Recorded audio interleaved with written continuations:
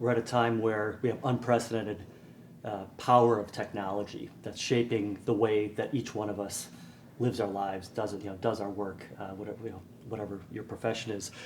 And we're moving from a point where technology is something that you could use and set aside to a point where technology is changing us. It's changing our behavior. If you think about it that way, that's why we feel such an obligation to really think about what we call responsible innovation, which is thinking about the right way to apply the technology. How will the person's experience change with the technology?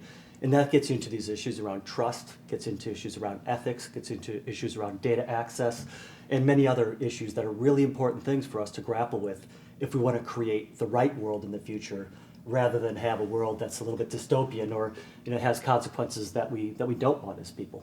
We live in a digital economy, right? We're moving more and more to a digital economy. We buy online, we shop online, we search, we do social, et cetera. More and more of the economy is becoming digital. I think everybody understands that. What we've done, though, is we've created a digital economy that I worry about for the future in terms of whether we've established the right foundation. One of the things, for example, that we don't have built into our digital economy is a standard notion of identity and principles, the right principles around data ownership. If you and I were to sit down and whiteboard and design a digital economy, starting 20 years ago, we would have certainly put the rights of the individual and consumer probably at the center of our discussion, and then built an economy around that. We've done the opposite. We've evolved into a digital economy and are now questioning identity, who owns what data, et cetera. And that's a big problem, and we got to put a lot of focus on creating the right types of behaviors, the right types of solutions in the future that give individuals control of their identity, which is the most important thing, that gives everyone an identity.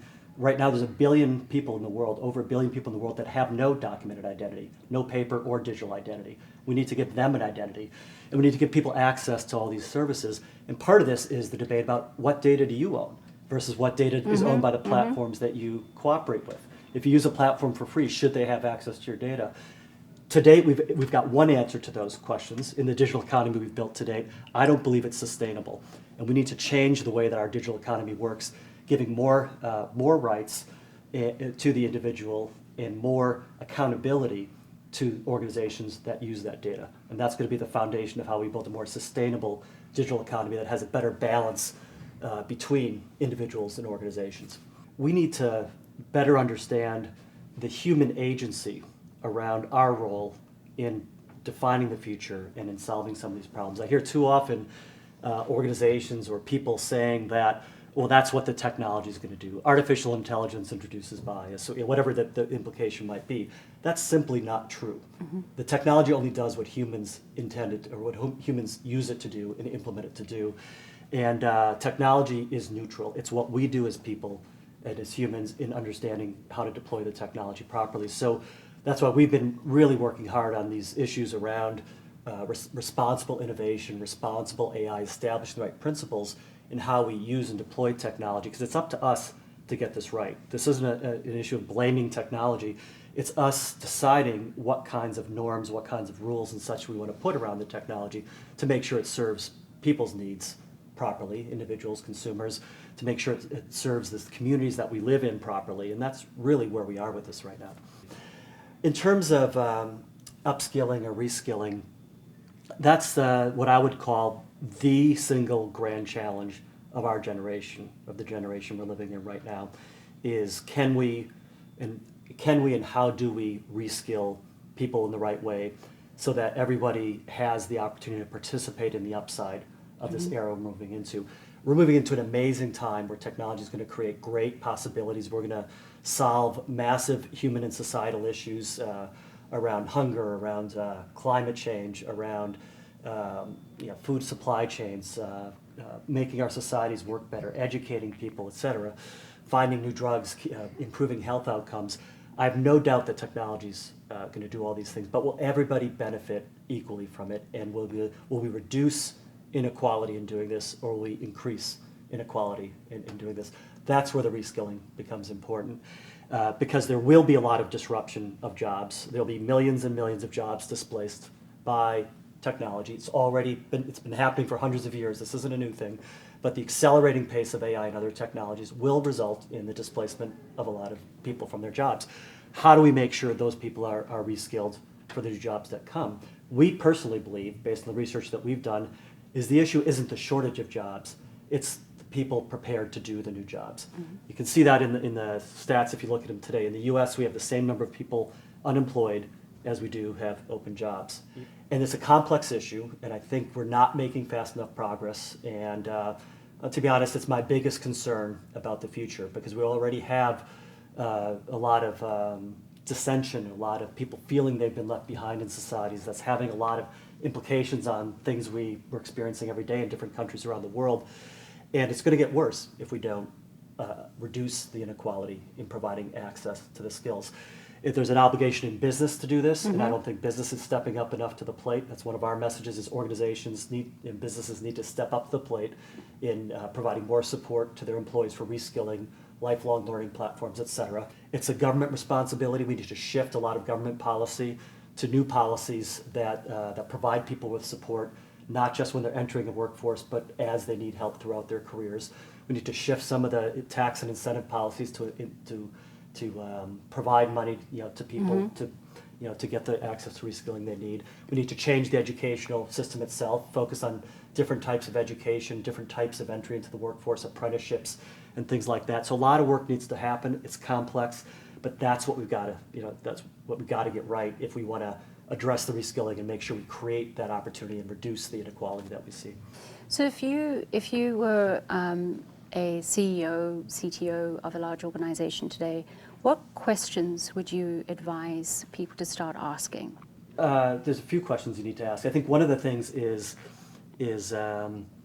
how can you reimagine the way you do things, reimagine your organization. I choose that word, imagine, very intentionally, because we have such amazing possibilities with the new technology that's in front of us, with artificial intelligence, distributed ledgers, quantum computing, virtual reality, Internet of Things, more and more, that you need to really look at all that and look at, what can you do differently to reimagine the way your whole business works? What other adjacent markets can you move into? How can you completely restructure the way you do things? So that's one thing, is how do you develop that that skill around really thinking differently, moving your organization differently. Another thing is that CTOs, CEOs, leaders need to think about is their people. We've talked about that extensively, but the best investment you can make in the future, the best investment you can make in technology is in the education and skilling of your broad workforce. Nobody else is going to train your workforce for you. You need to train your own workforce, given how fast the roles are changing, your business is going to be changing. And so that's a key thing to get on now, get those learning platforms in place so that you're building your own talent for the future. And the third thing I think about is the data, which we've talked about a little bit. Data is really important in all this. The sources of the data, where it comes from, how you use it. And in many cases, it'll become a competitive differentiator for companies. And you need to strategically understand the data you need, how you get it, how are you going to use it, how are you going to differentiate it, how are you going to get the right arrangement with your customers and consumers around your ability to access that information. That's something you need to get on top of right now. So those are the things I think you need to look at to start preparing yourself for a very different future. I think I'm most excited about the fact that we're really moving into a new era. I really do believe we're living in a special time. When we look back on this a couple generations from now, this is going to be a time in human history when we will have seen a dramatic change and advance in terms of the way that we live, the way that we work, the way that we all go about our business and such. And it's the big change that's happening is technology is approaching more human-like ability to get things done and a more human-like ability to interact with us. And that's never happened before with any other technology. Technology's been around forever, from the axe, that was invented in the Stone Age, to the printing press, to the steam engine, to the wheel, the transistor, to the PC, to the wheel. But those were all physical devices to some extent. We now have technology that's going to, as I said earlier, it's going to change the essence of what it means to be human. I don't think that's a bad thing, because it's in our control. It's a powerful, positive thing. And the excitement for me is, how do we fundamentally transform ourselves and our ability to communicate with ourselves in a positive way, so we communicate better, develop better, deeper relationships, make people healthier, increase the equality in the world. Those are all problems that are within our grasp to solve. And that's what excites me, and that's why we're looking so hard at not just the technology, but at the human side of the equation, because it's how you put those two together that I think allows us to create an amazing, set of advances and an amazing new future that's ahead of us. And the technology is neutral. The technology, you can use an axe to cut your crops or to get Make your a food, wheel. or you can use it to kill your neighbor. The technology is neutral. It's what the people do with it. And the same is true of artificial intelligence, of quantum computing, any of these amazing new things we talk about. The other thing I think we need to factor into a lot of the zeitgeist of what's happening is, if you look back at every technology, a human tendency is to fear the technology before we accept it. I imagine this debate going on back in, way back thousands of years ago in our civilization, when somebody invented fire, and you probably had one group saying, this is great, it'll keep us warm, we can cook our food, and another group saying, this is awful, it's going to burn down our villages and kill us. And I think every technology has had that dynamic to it. And until we can envision the future a little bit better and see the applications of it, people will get comfortable with it. And I think we're right at that precipice now with some of these new technologies.